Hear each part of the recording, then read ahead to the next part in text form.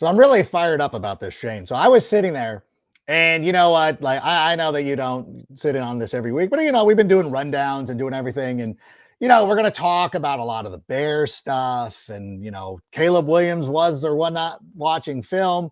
There was a great moment for the Bears on WWE this week, but all of that stuff has been superseded because somebody went out there and made a list, and it's somebody like myself, and I think Packer fans who know me at all will be like, oh, Rank, you make the worst list of all time. Well, congratulations. I had to give up my crown today. I had to hand it off to somebody else. So without further ado, I'm not even gonna try to stretch for the 2-minute monologue. Shane, let's just go ahead and start the show.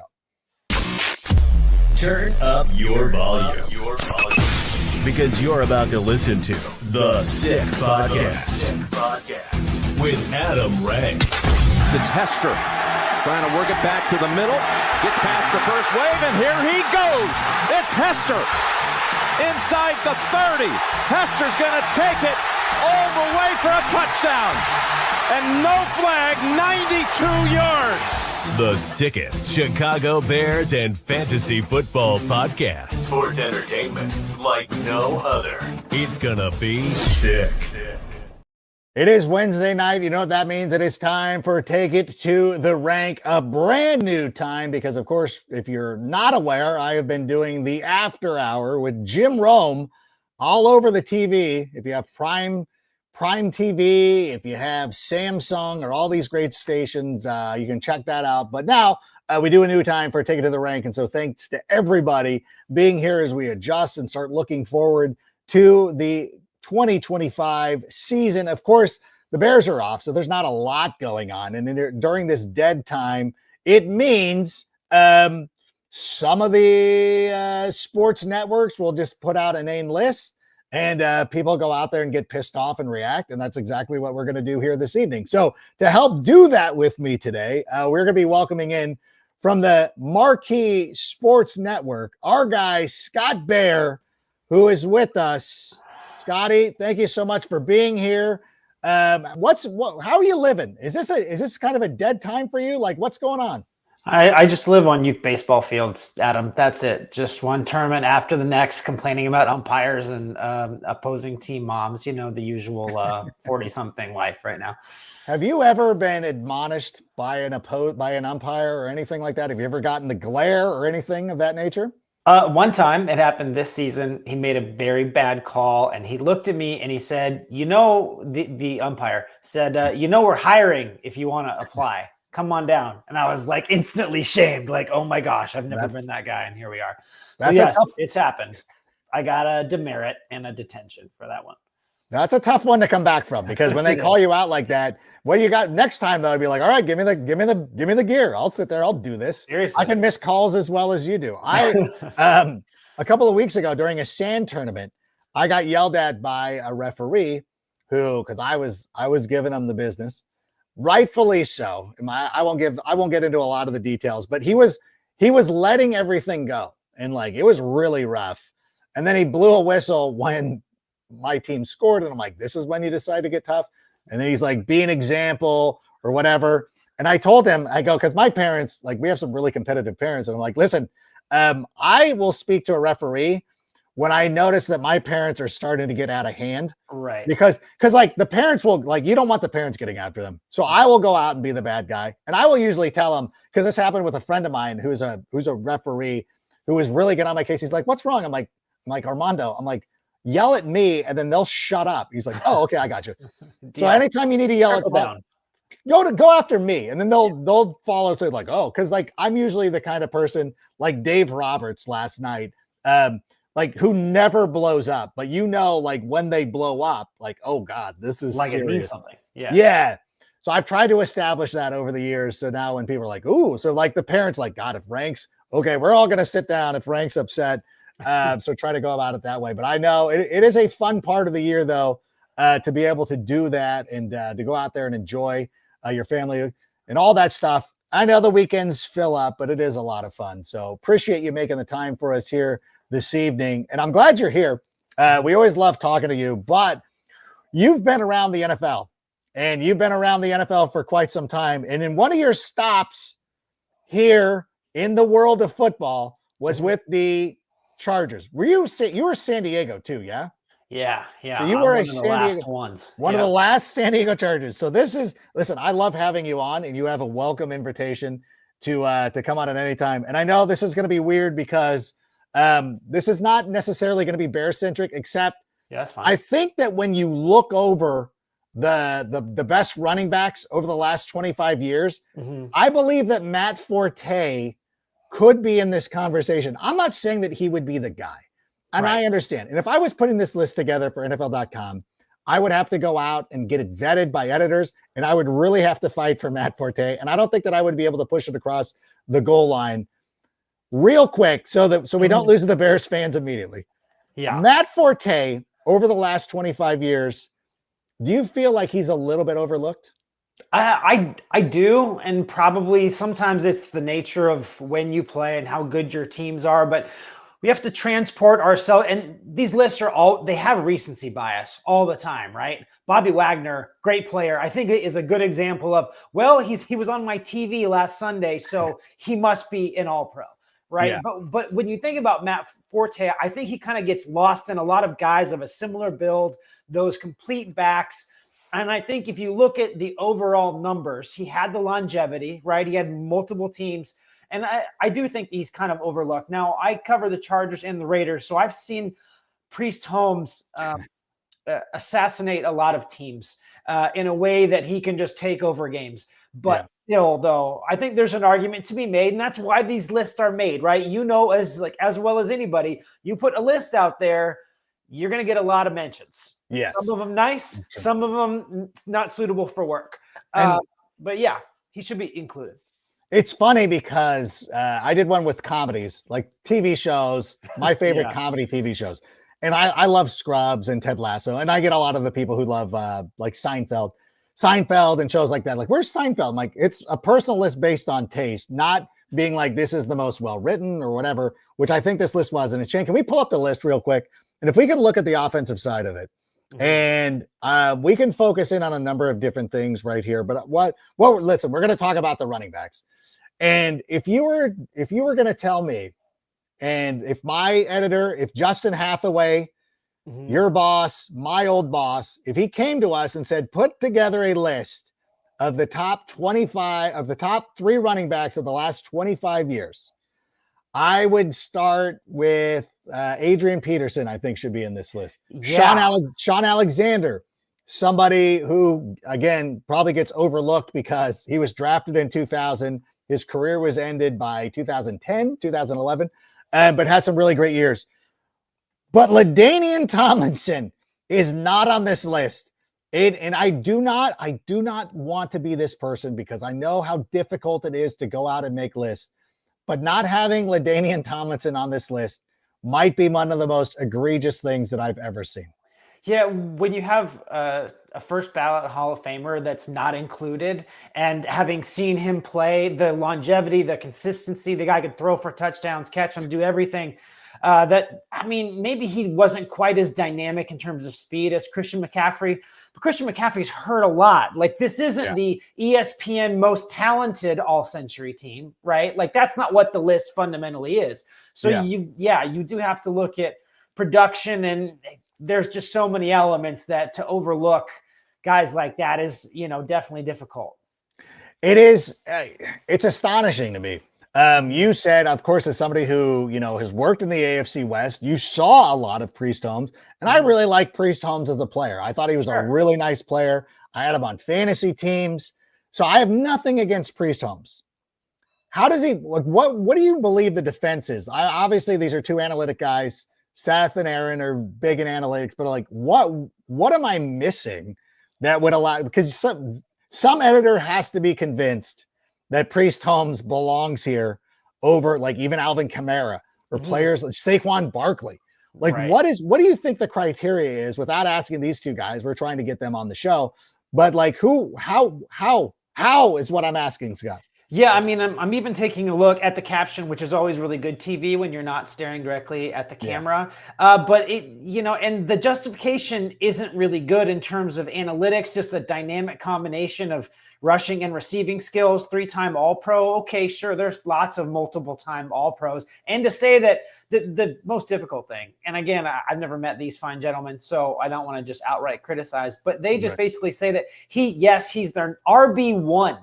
And he's Derrick the RB1. Henry, and Derrick Henry's on this list. Yeah. I've seen a lot of LaDainian Tomlinson. Derrick Henry is the biggest force of nature I've seen at the position. He's Earl Campbell, but somehow maybe better. Think about the longevity, right? What he's done from early in his career. P.S. This guy was a second-round pick to late in his career. I mean, how is that not your clear-cut RB1? Maybe because he's just going to keep going into the 2030s at this rate. Right. I don't know. That one's a head-scratcher. LaDainian Tomlinson was the 2008 NFL MVP, 3-time first-team All-Pro, 3-time second-team All-Pro. And I think, too, like if you go to like StatMuse or anything like that, and you pull up statistics, and you're like, well, LaDainian Tomlinson has more rushing yards, more receptions, more touchdowns, more everything. You're like, well, he played more. It's like, but, you know, if this isn't a sense of like, who is the greatest player based on Madden attributes, I think that longevity does play a role in when you're talking about some of the greatest players of all time. Because the people who will take like, and this is a completely different argument, like when you're arguing Wayne Gretzky over Mario Lemieux, and they're like, well, Mario Lemieux had all these things going against him. It's like, yeah, Wayne Gretzky's 5'10", 180 pounds. He is not built like Mario Lemieux. And yet Wayne Gretzky did not miss a significant chunk of time ever in hockey. He was always healthy. He was always ready to go. So I think there is something to availability.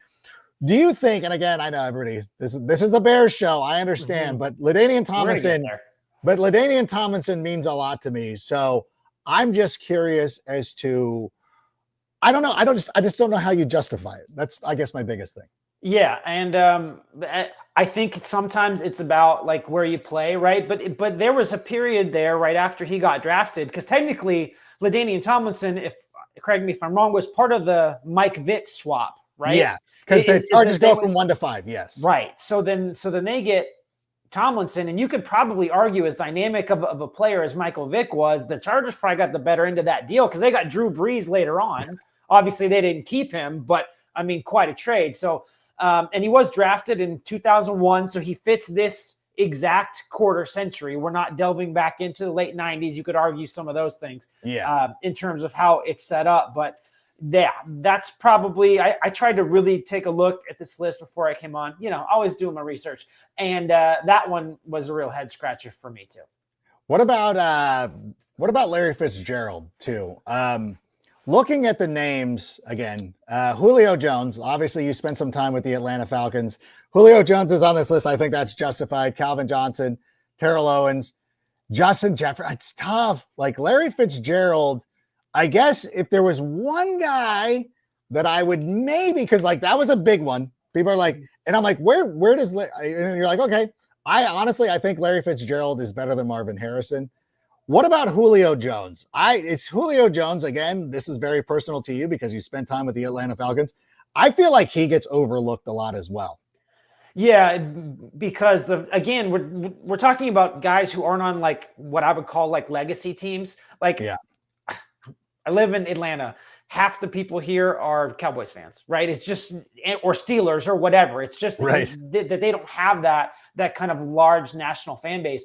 Also, as I'm kind of perusing this list a little bit closer, and this isn't 100% accurate, but you kind of see that they've taken somebody from every kind of section of the 2000 to 2025, right? Like you've got a modern guy who's still playing in Justin Jefferson. You have somebody from the early aughts. You've got somebody from that kind of middle ground. And I mean, Julio Jones, I think he's a really good player, but right, he's made some of the greatest highlight catches ever, but I don't look back at his career and say like what I would say with Calvin Johnson, first ballot, right? Yeah. Like no doubt. Like there's some of these no doubters, even Marvin Harrison, but Julio Jones, I don't know if he necessarily fits. And you think about what Larry Fitzgerald did with outside of Kurt Warner, what he had to do it with is another factor. That was a guy who was just a dominant presence. And I remember him getting taken out of Pitt and being like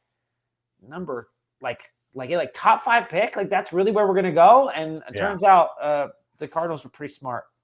That's one of the best conversations I've ever had with LaDainian Tomlinson. And to pull back the curtain, I work with LaDainian Tomlinson. I would say he's a friend of mine. Well, I asked him one time, I go, listen, you're on this team. So 2004 is when Larry Fitzgerald is drafted 3rd overall by the Arizona Cardinals. First pick in the draft is Eli, who the Chargers take, and then flip for Phillip Rivers. Then Robert Gallery's the next guy. The 3rd guy is Larry Fitzgerald. And I asked LT, I'm like, what would have happened if, I don't know, you guys, instead of drafting a quarterback, you just kept Drew Brees and drafted Larry Fitzgerald, and you would have a 3-headed monster of Drew Brees, LT, and Larry Fitzgerald. He didn't like that question. Probably not. He's like, but to his credit, he's like, I've thought about that before. He's like, that was so amazing. Shane, do we have the defensive side?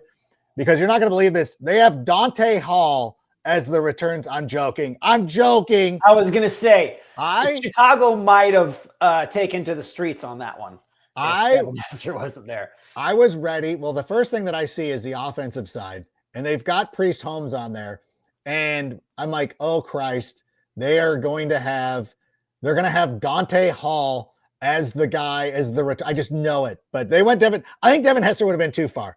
That would have been a bridge too far. Like, that's one where you're like, you're never getting away with this. We let you have Priest Holmes as the RB1, the best running back the last 25 years. Let me ask you, now, obviously you weren't in Chicago when this player was playing. And I'm always concerned about the way the years hit, because when I first saw this list, I thought Terrell Davis.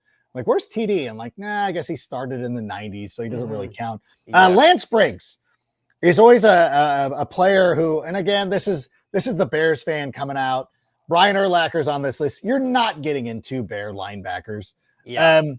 What are your thoughts on Lance Briggs? Because obviously, there's fans like myself who are like, Hall of Fame, perhaps Peanut Tillman as well. Like, how good were these guys to people outside of Chicago? Because we're clearly biased in this sense. Yeah, I would say the Peanut Tillman-ness of it all.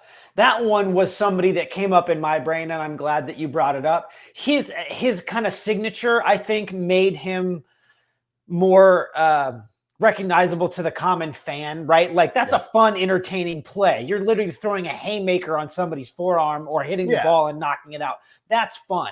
So that was one of those where I'm like, okay, I could see maybe an argument. And then you look at the list and you're like, it's pretty tough to kick anybody off of that one in terms of in terms of cornerbacks. I mean, Champ Bailey, Richard Sherman, Darrelle Revis, Patrick Peterson, that's maybe a little borderline. Yeah. Rondé Barber? That's the one that I figured you would bring up.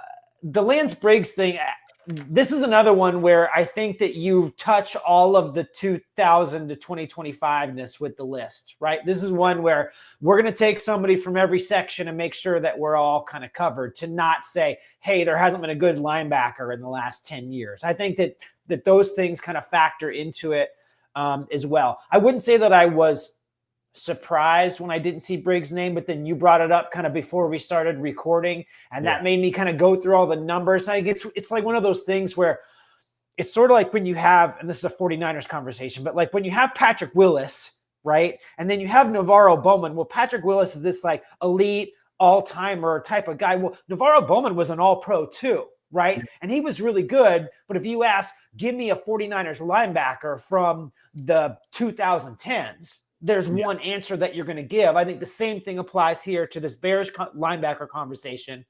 Urlacher just stands taller for such a long period of time. Yeah, no, and it makes a lot of sense. And Kuechly over Patrick Willis, and there's things like that. And you're like, like some of these are really defensible. Some of them are not. By the way, can we fly up Isaac Siegel's post here real quick? Just want to thank you so much, Isaac, for joining the show, let alone not having AP at the running back. Yeah, that I mean, like those, again, if I'm putting together this list, I don't know where you would start, Scott.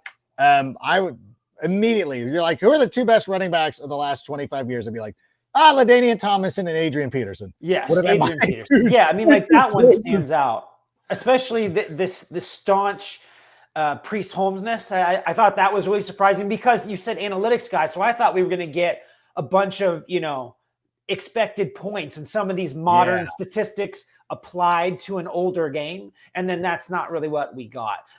If I could just take over the conversation for one quick second. Let's go back to the other slide where Devin Hester was. A quick anecdote from Richard Hightower, who is the Bears special teams coordinator. He had availability a couple weeks back, and he was asked about Devin Duvernay, an all-pro returner they got in free agency from the Baltimore Ravens. And he said, we don't call him Devin yet around here. We call him Duvernay or we call him 12. Oh. And the reason why, and this is about an all-pro returner, right? An all-pro returner. But the reason why I say that is there's only one Devin at Hallis Hall yet.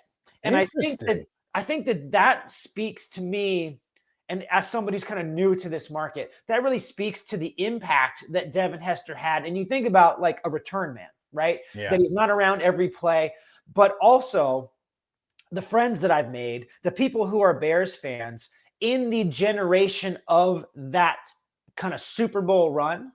You talk about like first play, core memory, everyone between the ages of 20 and 55 can tell me exactly where they were when their Super Bowl party blew up, right? Like it was just one of those things that defined, and look, it didn't work out in that game, but it defined the memory of so many people. And I think he's ingrained in the core memories of everyone in Chicago watching that day. And I think the Richard Hightower story, the reason why I bring that up is it's not to really, I'm not bashing on Devin Duvernay, heck of a returner. I think going to be a real impact guy, but I think it speaks to what Devin Hester means and what his Hall of Fame election meant to the organization, because he was so well liked within the organization and the market that I think everybody in Chicago is like, yeah, finally. Right. Yeah. And I just thought that really kind of shows the impact of Devin Hester on the Bears and on the city. Yeah. Bring up Lucas's post right here. It's funny because you said that, and right on cue, Lucas is like, I was playing air hockey at my dad's house with his kid. We dropped everything we were doing on the kickoff. I was 14 years old. Like that was the move. Like everybody had it. I talk about this all the time about being at the Vegas Club in Las Vegas, which is now where the circus stands. And we found the diviest bar in all of Las Vegas. And that's where we were watching the game. And I remember that moment. It just is something that stays with you forever. Go ahead, Shane. We can take that down real quick. Do you have a moment to talk a little bit of the current Bears before we let you go? I know that. I know. I appreciate you taking some time here. I know it's during the dead season. I just want to ask real quick. Now, obviously, some of the guys, when you look at Luther Burden, the third, Colson, and all those guys, and even Dare Odengbo, not a huge presence in the OTAs. Is there any reason for concern from your perspective with those guys not being able to participate? I think pass rushers, even though Dennis Allen's defense in their front requires you to learn a lot of techniques and it requires you to have a great understanding and make smart reads and about when to move. See quarterback, get quarterback to me at some points. And I think a veteran like Odengbo is going to be fine overall. These guys are still in meetings. One thing that I always caution, and I'm a transition to Colston Loveland now, is that media sees certain OTA practices. Mm-hmm. They do not see walkthroughs. Okay. And the reason why I bring that up is I think, and we've seen the transition a couple of times where Kyler Gordon, kind of soft tissue injury, TJ Edwards not involved in team drills, but they're still kind of active in the install phase. So that leads me back to Colston Loveland. He has told us several times that he's been able to run routes and catch on air, right? That his big the progress of his rehab as it approaches completion is he's lifting weights. They're just not quite as heavy. He's mobile. He needs to increase his mobility before he and Tremaine Edmonds, who looks really good in this defense, by the way, can lock horns, right? You don't want to mess up that shoulder and redo all the progress that's been made. But he's running routes on air. He's catching passes. He's not throwing them, right? Because it's the injury to his throwing shoulder. Right. But he's doing those types of things. The chemistry with Caleb Williams is being built in small increments, and he's able to apply, at least at some level, even if it's at a jog through, here's what I'm supposed to do here. Here's what this route is supposed to look like. And I'm sure that the Bears coaching staff says if his steps aren't right or whatever, they can correct that. Now, when things go from, 1,000 RPMs to the red line, you're going to have to recheck that. So I'm not that concerned about Loveland. Now on to Burden here. That, to me, and we could probably argue this all podcast, one of the toughest transitions for a rookie on offense is wide receiver. There is so much going on. You have a cornerback in your face, talking trash to you, pressing you at the line, or confusing you with zone coverage. You don't know who's actually covering you. And your running routes have to be perfectly on time, as opposed to the Texas Tech air raid where just go take 3 steps, turn around and give it to me, right? Yeah. So I think that there's a lot more for those guys to learn, and him not being on the practice field is more of a setback. I'm still not really that concerned about it. He's going to be back by the start of camp. This guy is a dynamic talent, but it's one of those things where you'd much rather have him on the field than off. Probably not ideal that he didn't get that work in. Yeah, but at the same point too, is we're not expecting him to go out there and be the number 1 wide receiver, because obviously DJ Moore and Rome Odunze are there. How have they been looking so far when you've been able to see them? Rome Odunze is a strapping young lad right now. He's probably put in, he could probably tell you the right number. I don't know, between 4 and 8 pounds of lean mass. His upper body is a lot bigger. And he said that one thing that he learned over the course of his rookie season is that 50-50 balls need to be 70-30, right? Yeah. And catching balls in traffic, he's been fine with doing that, but going up and getting in good position and kind of out-muscling people is something he's going to be able to do better. So he looks physically bigger. He looks confident. And I think that last year he kind of spent time in a shadow cast by Caleb Williams and Keenan Allen and DJ Moore, right? Have you ever seen a number 9 pick float the way that he did? But I don't think that changed his internal expectations. But I do think if there was no Keenan Allen, just his stature in the game, and there was no Caleb Williams, 670 the score and the Sick podcast would have been every week being like, where's our top 10 pick, in a way that we would expect a top 10 pick to be there. I don't think that changes his internal expectations. It may sound crazy to say that you think DJ Moore and Rome Odunze could both be 1,000-yard receivers with the other options that they have, but I think that's definitely possible. One last thing. I talked to Rome Odunze in the locker room later in the year, kind of during the 10-game losing streak, and I just didn't want to get bogged down and, boy, you guys really suck right now, right? Yeah. And I just kind of went in big picture with him and Caleb. And he said that the dream with them being drafted at the same time is to go down as I want to be the Harrison to his Manning.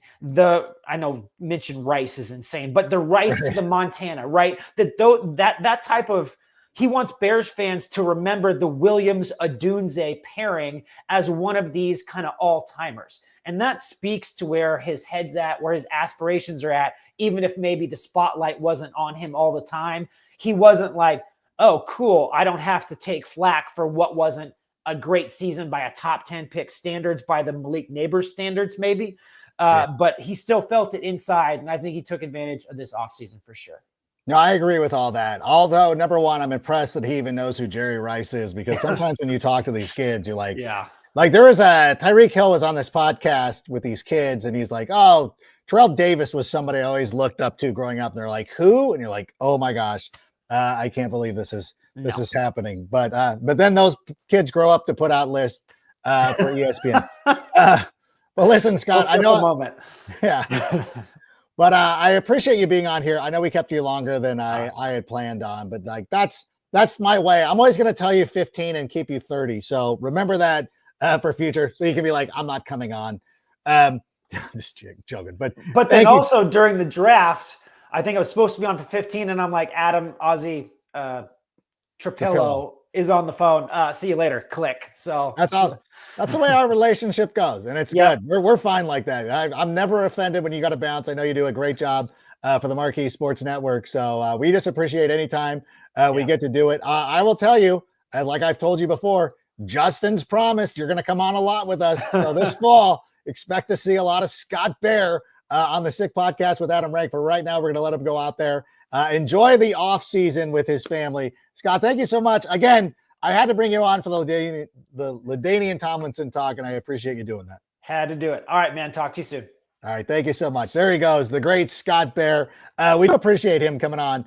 By the way, can you pull up? So Lucas has this thing about Joe's Bar in Las Vegas as a place to watch.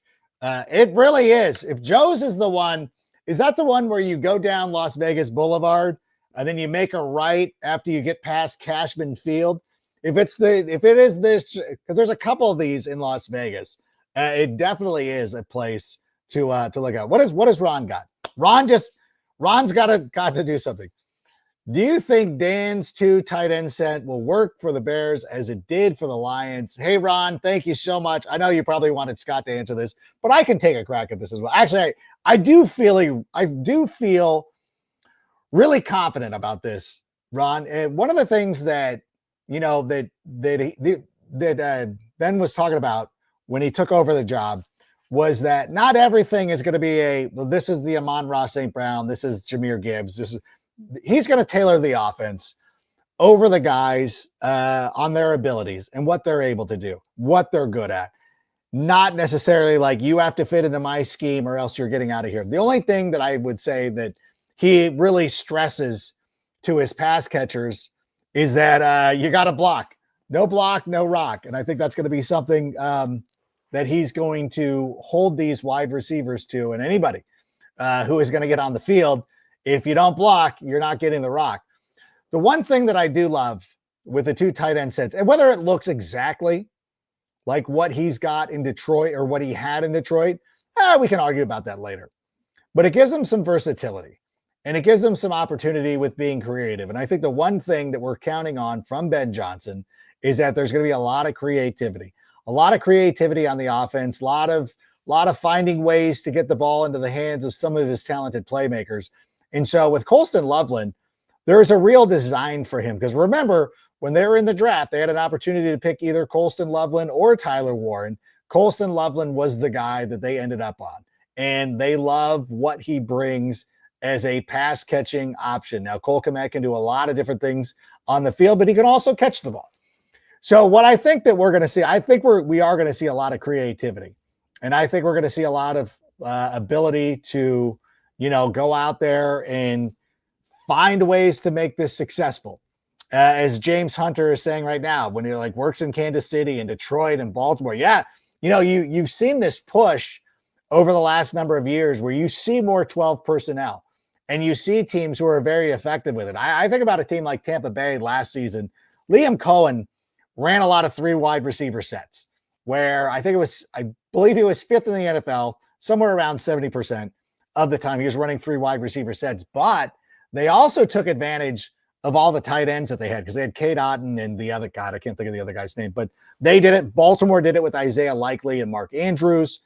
Kansas City, obviously, every time a white tight end scored for Kansas City, you're like, Travis Kelce. Oh, no, it's the other guy.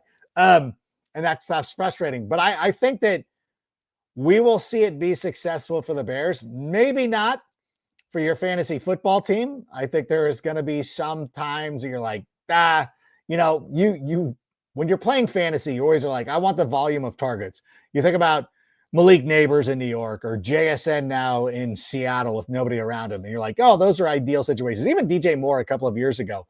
I would rather have the robust options of, maybe one week it's Devernay catching a pass. Maybe it's Olamide Zaccheaus. Having those kind of guys, being that kind of team that goes out there, and when you have the rando, that's when you've arrived. When you have the rando touchdowns, it's always somebody else who's beating you. Like even when you think back to New England, when they were highly successful, it wasn't always Edelman, but it might have been Danny Amendola or somebody else. There's always somebody in there who does things for you. And I think we're going to see a lot of the creativity out of the Bears offense. I'm just looking because Lucas is talking about You'd never guess that it's a Bears bar from the out. Okay, Lucas, if you're talking about Joe's, don't they have Chicago Bears signs out?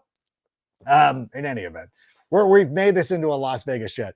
I do want to talk about, though, when we were talking earlier about some of the snubs on that all-decade team that or all-quarter-century team from ESPN.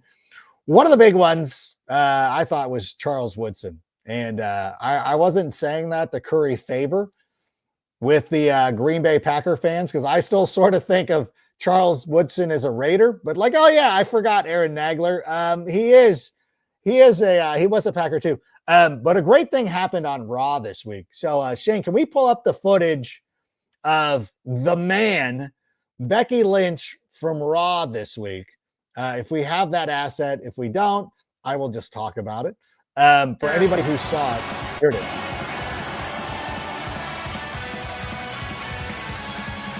And she is indeed the Women's Intercontinental Champion, albeit in controversial fashion when she knocked off Lyra Valkyria to win the championship. Look at the smug look on the face of Becky Lynch, holding the Intercontinental Championship high above her head for the world to see.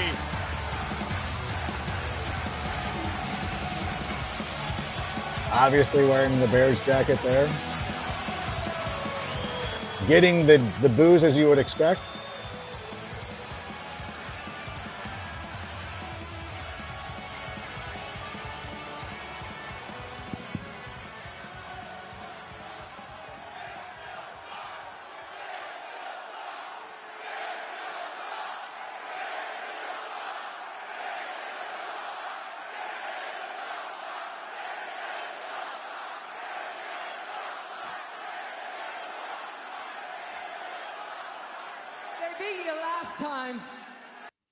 No, Becky Lynch was ready for that.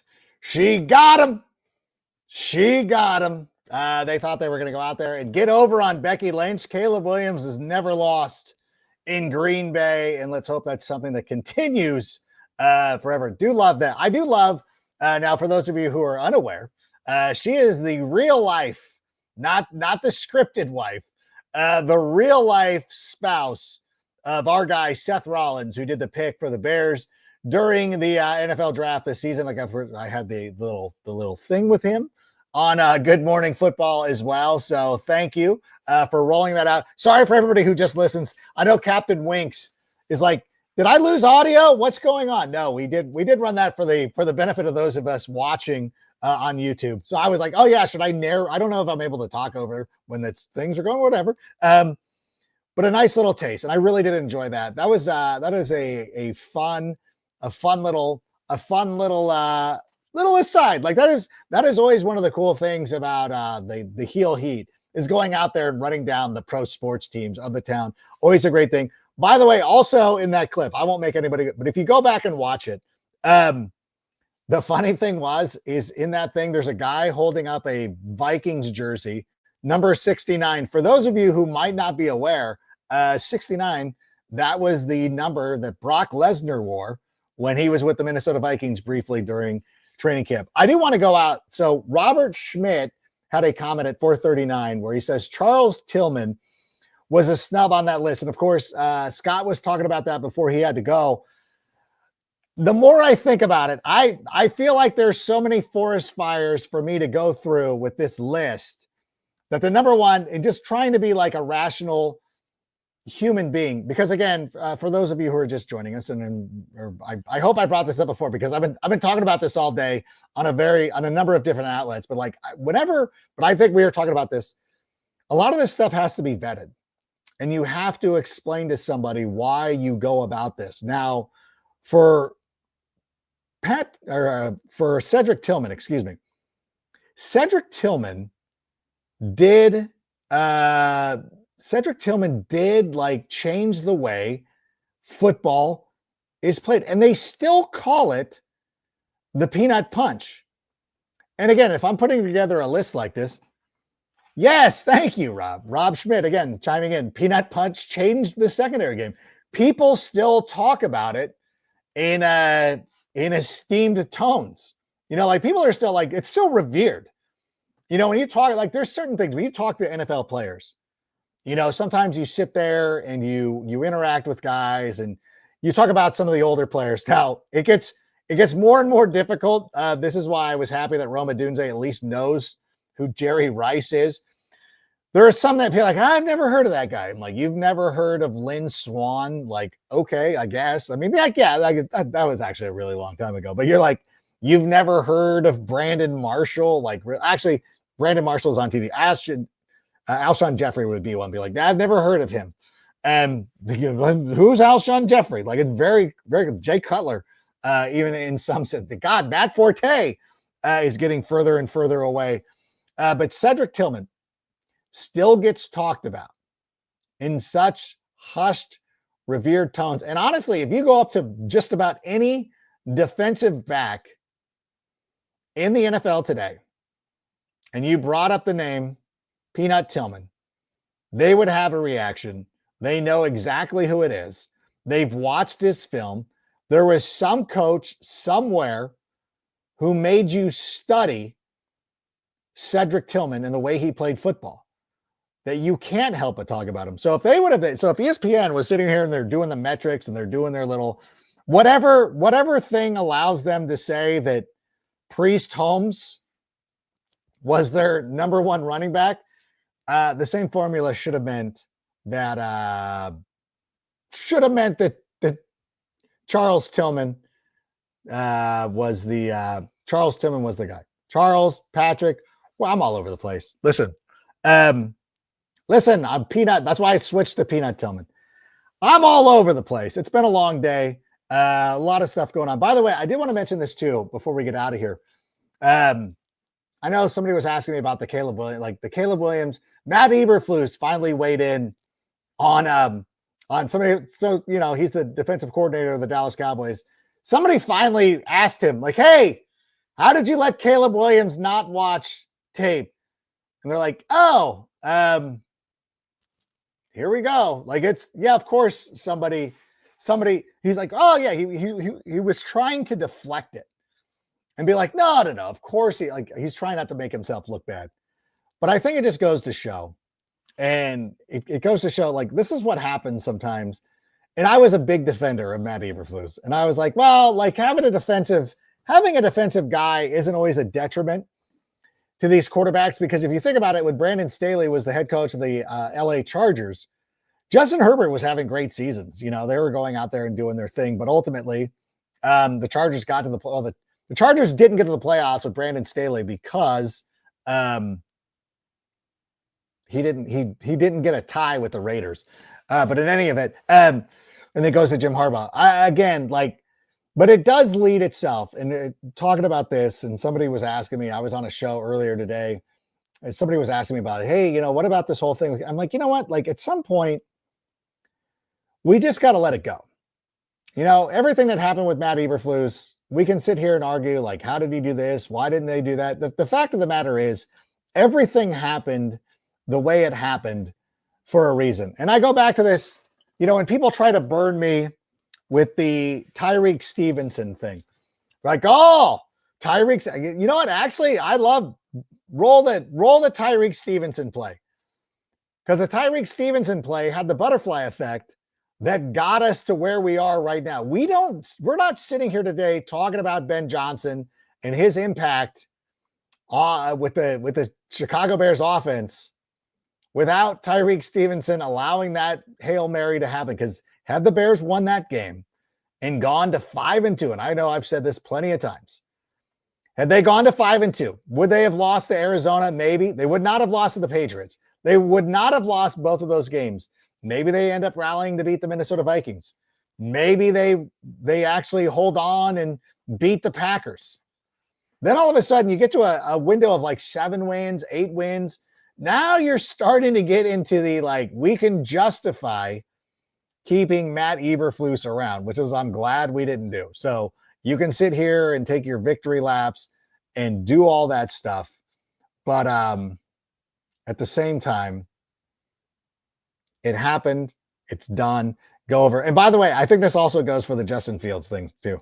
Like, I at some point over the next couple of weeks, I think we need to finally get over the Justin Fields. I say this as somebody whose kids still have a Shohei Ohtani and Justin Fields pillow in their beds right now. Actually, my kids have Justin Field jerseys still. And I'm like, I don't hate the person. And I try to tell people like, oh no, it's Jalen Johnson. I'm trying to take off the stitching of the nameplate, but still it's time to move past that stuff because we've got so much to look forward to with the Chicago Bears here. But in any event, want to thank everybody for being here this evening. I know it's kind of a dead period, so we do appreciate everybody who stopped by and everybody who is listening and podcasting and doing all that stuff. Want to thank everybody. The YouTube page is up to 15,000 subscribers. I cannot thank you all enough for doing that. If you do listen to this as a podcast on Spotify or however you listen to podcasts, if you don't mind rating and responding and doing all that stuff, if you're out somewhere and you meet somebody who's a Bears fan and you're like, hey, have you ever listened to the Sick Podcast with Adam Rank? This all right. We would appreciate that as well. But thanks everybody for being here, especially Scott Bair of the Marquee Sports Network and our guy Shane, who ran the board tonight because Sammy is out gallivanting, doing whatever he is. Maybe he's celebrating the Florida Panthers. No, they're not. The Canadians are not celebrating the Florida Panthers winning another Stanley Cup. But in any event, thank you so much for being here. We'll see you next week. Bear down. And Shane, go ahead and play us out. And that's a wrap. Hope you don't miss us too much until next time. Follow the Sick Podcast with Adam Rank on YouTube, Instagram, Facebook, Google Play, and Apple Podcasts.